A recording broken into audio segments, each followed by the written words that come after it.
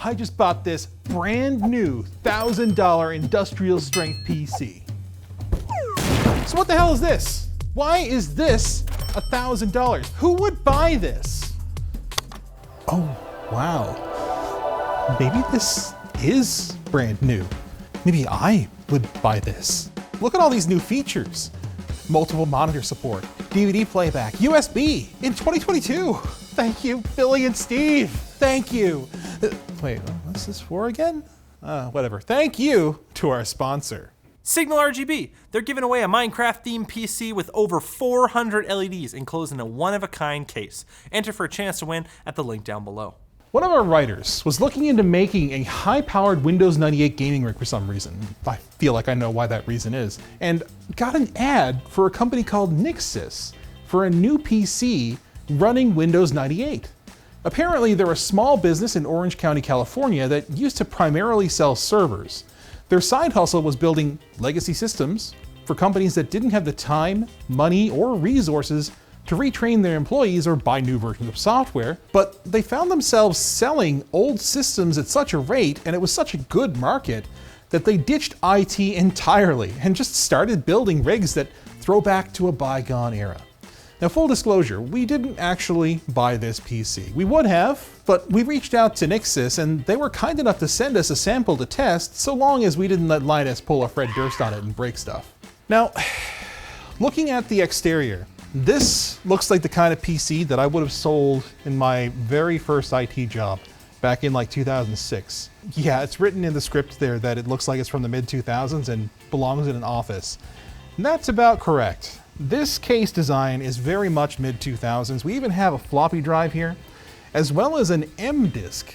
I'm not sure if this is a DVD-ROM drive or not, but M disks basically, I think they're Millennium disks. They're supposed to archive data for 1,000 years or something like that. I don't know if that's actually true. I don't think that anybody's ever tested a 1,000-year disk. A lot of these legacy systems have stuff on floppy disks or just spinning media, and this would actually be pretty good for transferring that out to something more modern.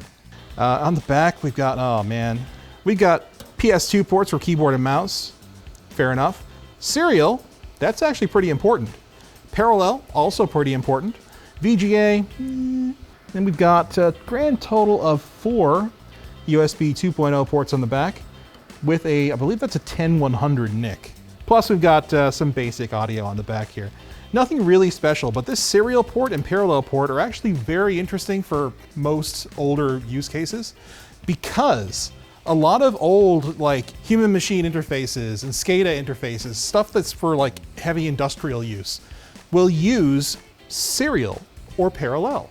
And the thing about serial and parallel is they can actually go pretty far, or at least serial can. I don't know about parallel, but you can run serial for like, I think several kilometers. Whoa. And also around the front are another 2 USB ports. These are also 2.0 and front panel audio. Now, for reasons we'll get into later, these are only running at USB 1.1 speeds, but they are 2.0 capable. Now, if you thought we were done talking about the exterior, we're not. Check this out. This is a genuine Windows 98 2nd edition serial key. I don't know where they got that. It looks brand new. Like it's not scuffed or anything like that, like you might expect from like a pull from an old system. Does Microsoft still make these? Like, do they still sell these to companies that need it? Or are there just like some warehouse full of like new old stock of this stuff? I mean, I wouldn't be surprised. Let's get the side panel off of here. It's pretty thin metal, like, yeah, like that's typical of mid-2000s grade PC cases. There's that fan, just spinning at maximum RPM forever because there's no control. This motherboard reminds me a lot of an old Gigabyte board. It's got that kind of blue with the copper-ish heatsink on the North Bridge there. Oh yeah, that's a North Bridge, right. This doesn't have a chipset per se. Well, I mean, it does, it's a chipset. There are multiple chips. Whereas these days, we'd only have a single chip for that. Let's see, we got USB here, and we got front panel audio here. All the front panel stuff, including a nice tiny little buzzer speaker, little piezoelectric thing. Single stick of RAM, that's DDR1, 400 megahertz, but I don't think it's running at that right now. There's not a whole lot else going on here, but there are some interesting things about this motherboard that are worth noting. First off, it's got an AGP slot in it. That's accelerated graphics port, and basically what that is a version of PCI that is just completely dedicated to the graphics card.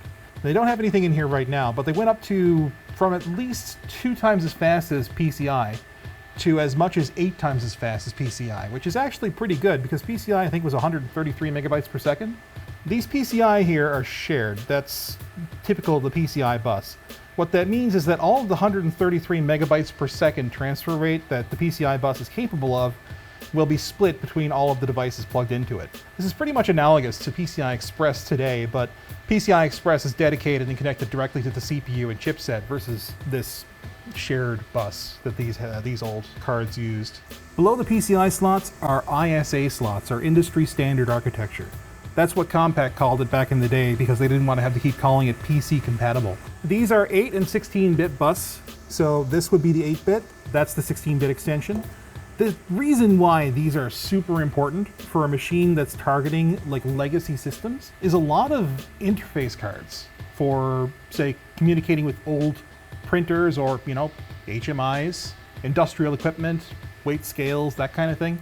They use ISA. And that can't be adapted, at least not easily, to PCI. Some other stuff of note in here, these ribbon cables.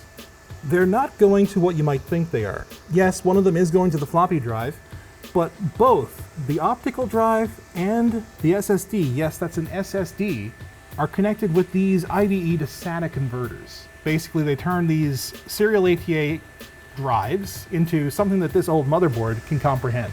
I think that's basically it. Right, the power supply. This is an FSP Sparkle Power. So these aren't super amazing, but they're not no-name things that are going to break immediately.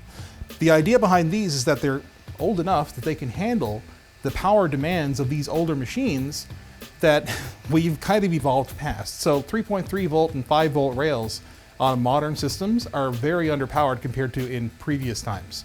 That's what we have here. So we have a total of 500 watts of power available, with 150 watts available on the 3.3 and 5 volt rails, which is a lot more, I think, than most power supplies today will give you. You might be asking yourself, why not PCI Express?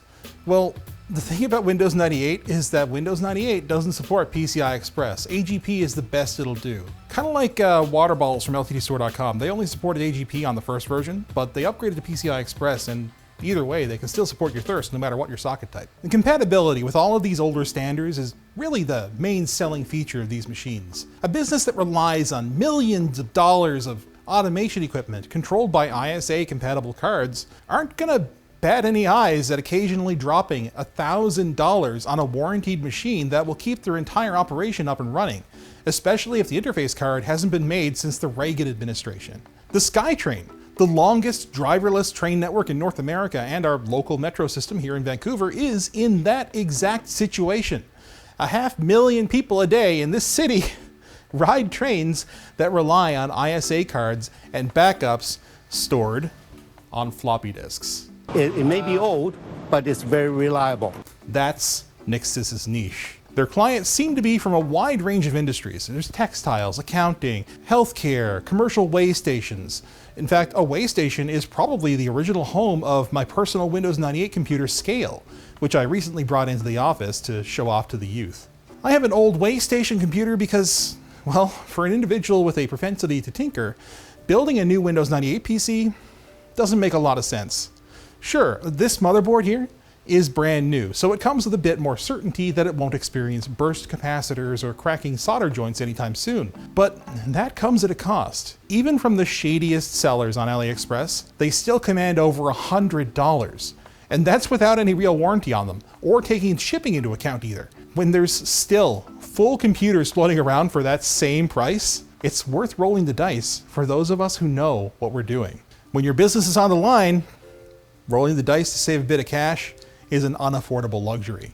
So $100 or even $500 motherboard that uses 20-year-old technology can be a straight up good deal. The same thing can be said for folks with accessibility needs who rely on legacy software for some quality of life improvements.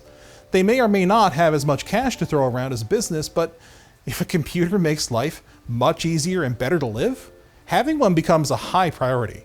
NIXSYS pointed this out in our email exchanges as a big reason for individual customers purchasing machines for non-gaming purposes. But this bad boy, is not so mission critical to me. So why don't we find something more frivolous to do with it? Oh God, even the intro cinematic is bad. Unfortunately, every AGP graphics card we've tried on this hasn't booted, which, I mean, I'm not sure if I'm super upset about it or not, but it leaves us with just Intel Extreme graphics. When I ran The Sims 2, the intro movie was at like 2 frames per second. So, yeah. Obviously, this is not a gaming machine, but maybe we can run some benchmarks. That'll be fun. We got PC Mark, and we got 3D Mark 2001 SE. Let's see how 3D Mark 2001 SE works with our incredible Intel Extreme 845 graphics. Turns out the capture device we were using didn't like 1024 by 768, so I had to change that real quick. Benchmark. Solid 15 FPS. That's cool. When I was a kid, I say kid, but like, you know, in school, fiddling around with this stuff, I was like, what game is this? Like, I wanna play this game with mechs and monster trucks and missiles and stuff. Oh yeah, there's a nice solid 8, 6, 7, 6. Yeah, 13. Ooh. Spicy. Oh, 6, 4. Well, it's actually pretty solid. Oh, 16, 20, never mind, it's jumping all over the place again. If Linus were here, he'd be all like, Tractor! Burninate the peasants! Which is exactly what just happened. Yeah, see, that's just friendly fire. They're launching flaming arrows up at the dragon into the town. Like, that's just gonna burn the town. The dragon doesn't even have to do all the work. Oh man, the Matrix demo. I used to think this was super cool. Come to think of it, I think this is about how well this ran on my my Pentium 4 1.5 with like Rage 64 or whatever, Rage 2 Plus. That's about how well it ran. I remember it being pretty bad. Only in demo mode did it run half decent, but I'd watch that demo mode. You have successfully run the benchmark. Well, that depends on your definition of successful because a lot of those tests were skipped. Average FPS in car chase was 15.3 in low detail, 8.9 in high detail. Yeah, no. I can't imagine there being anything wrong with the wireless mouse. This here receiver pretends that it's one of these. So everything that this mouse does receives those commands and then just translates it into more or less one of these. So if I plug this in, yeah, there we go. Working fine. When we first booted this thing up, we had to use a PS2 keyboard and mouse on the back there for, well, compatibility reasons. Specifically because Windows 98 doesn't ship with up-to-date USB keyboard drivers, or just drivers in general. The drivers for the USB stuff had to be installed manually before any of it would work. Now that the drivers were installed, everything obviously works just fine, but it is something we had to do the first time we booted it up. USB flash drives are an interesting case. So this one is a USB 3.0, as you can see here. The thing with these is that you're limited to FAT32 at best. There are drivers you can get for NTFS and other file systems, but by default, the stock version of Windows 98 is limited to FAT32, which if you format this on any modern Windows machine, you're limited to 32 gigs. That being said, it can do up to 2 terabytes. So I'm just gonna throw this in here and we should see that we have removable hardware. Check that out. It thinks that the USB flash drive is like a floppy drive kind of thing, like a zip drive. And that's because that was the storage paradigm for a long time, which made all the sense in the world back then, but now it's just not how we do things. And as we can see, we have a bunch of stuff on this here flash drive. A bunch of CPU-Z screenshots. And yeah, that's pretty much it for that. I can eject it. Not that that seems to have done anything. Let's unplug or eject that. There. We'll stop the USB mass storage device. Please. Can now be safely removed. That is a thing that you actually have to do with older versions of Windows because it gets corrupt, and FAT32, unlike NTFS, doesn't have journaling. So if anything goes wrong in the unplugging process, you are dealing with file system corruption. Well, I've been set up to fail, I think. I don't know that Windows 98 supports USB audio. I don't remember if it does or not. Device manager? Okay, it found it, USB audio device, so presumably it should work. Let's go to the control panel to make sure we select it first. So USB audio device doesn't seem to have any playback options, but the recording does. USB audio device, yeah, it has recording and other. Okay, so the other is where that is. And I will test direct sound, I guess. So what I'm looking at right now is a blue screen. I think I should still be able to interact with the system slightly. No, it's dead. Wait. Oh yeah, it's still slightly working, but it's like, it was not happy about that. Is this expecting a higher sample rate or something than Windows 98 can handle? I have to wonder why this happened the way it did. You killed it. My God, you killed it. He's dead, Jim. I mean, I guess we'll see if it comes back. I didn't expect this to kill it. Huh. Well, we rebooted into safe mode following that crash, and I'm just looking at the add and remove programs list here, just because, I mean, it's a thing to do when you're in safe mode. And it's got the unofficial universal USB 2.0 stack on here. Did we install that? From what I understand, this was more or less completely stock Windows 98, and that's kind of what they claimed they've been selling. But they do include this USB 2.0 thing, and that's interesting to me because we had to disable USB 2.0 because if we tried running Windows with USB 2.0, we'd get one boot out of it, and then after that, it would basically just not work. That being said, all of the important stuff did pick up via USB. We got the flash drive working, we got SD cards working, we got wireless peripherals working and wired peripherals. So pretty much anything that you can expect to need to deploy seems to work just fine. USB audio aside, it's about as good an experience as you could reasonably expect from Windows 98 out of the box. Actually upgrading the machine is not all that easy compared to contemporary Windows PCs, however. I blame the firmware. If you're looking to get yourself a warranted, reliable Windows 98 PC or a PC with any older Windows installation on it, then NIXSYS has made it pretty plug and play out of the box, so long as you don't mind forking over just a bit more cash compared to a used system from the era. And I mean, I don't mind forking over segues to sponsors like Micro Center. Micro Center is one of the best places to shop for desktops, laptops, computer components, and all your technology needs. New Micro Center customers can get $25 off all AMD and Intel CPUs at any of Micro Center's 25 locations across the US. If you're looking for a new PC, check out Micro Center's Custom PC Builder. Help spec out the best PC for your budget. Be sure to check the box marked Same Day Pro Assembly to have Micro Center's expert technicians assemble your PC for you for an additional fee. As well, you can submit your build to the Build Showcase in the Micro Center community and receive a coupon for your next Micro Center in-store purchase. Grab your coupon and everything mentioned in the video description below. Thanks for watching, guys. If you want to check out one of your own legacy PCs like this, the link is down below. And if you want to watch more videos on Windows 98, you can take a look at this video where I got scale out and showed the youngins what for.